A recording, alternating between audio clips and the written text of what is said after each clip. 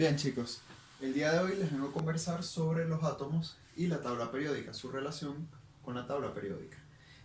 Si ustedes se recuerdan, en el estudio de la teoría atómica que hemos venido desarrollando en estos últimos días, ya se conversaba sobre la existencia de una gran cantidad de materiales que habían sido utilizados por los alquimistas, digamos en la época anterior a toda la teoría atómica, ¿sí? Es decir, desde los egipcios, es decir, desde años antes de Cristo, ya se conocía la existencia de muchos materiales como el oro, el cobre, la plata, etcétera, etcétera, etcétera, los diamantes, en fin. Sin embargo, luego de unos cuantos años después, si se recuerdan, cerca del año 1830,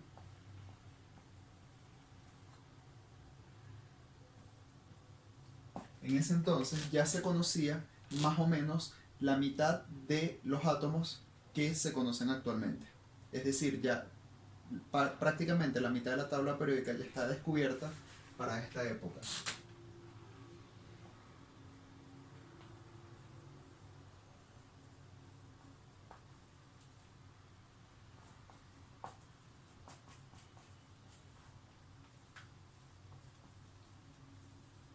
Entonces, este, es interesante mencionar esto. Imagínense para esta fecha ya conocer la mitad de los elementos de la tabla que hoy nosotros manejamos es un hecho sumamente importante. Es decir, ha habido una gran cantidad de estudios y aportes hechos por muchos científicos, como ya ustedes se habrán dado cuenta, que han servido para, digamos, la tabla periódica actual. Bien, este, vamos a ir mencionando algunos de los científicos que dieron buenos aportes para esto.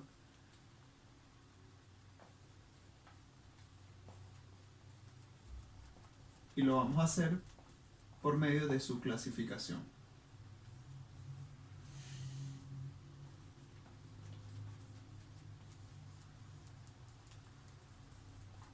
Es decir, básicamente, muchos científicos se dieron cuenta que existían elementos que tenían similitud, bien sea por sus propiedades físicas, ¿sí? O sus propiedades químicas. Ya más adelante les voy a mencionar cuáles son esas propiedades físicas y químicas, ¿sí? Pero por ahora lo que quiero es que vayan rescatando el hecho de que los elementos se clasifican por similitud, ¿sí? Entonces, veamos lo siguiente. Para finales del siglo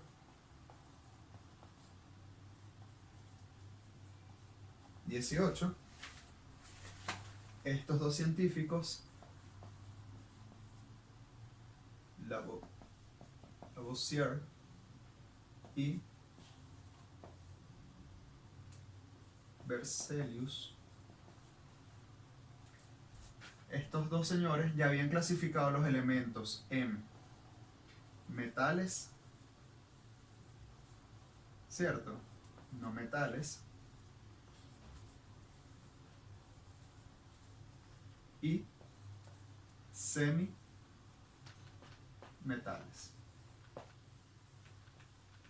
Y esto, como les mencioné, esta clasificación la hacen según sus propiedades físicas o químicas. Bien, ya más adelante vamos a ver en específico cuáles son esas propiedades. Sin embargo, seguir avanzando un poco. Luego vino otro señor y propuso lo que se conoce como triadas. El señor que lo propuso fue Dobereiner. Este es un químico alemán. Este propuso, se habla de triadas. Triadas quiere decir tres, grupos de tres. Es decir, él organizó los elementos en grupos de tres, según su peso atómico.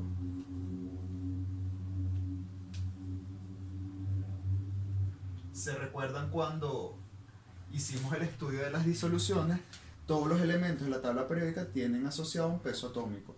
En el caso del hidrógeno, que es el elemento más pequeño de todos, su peso atómico es 1. ¿Bien?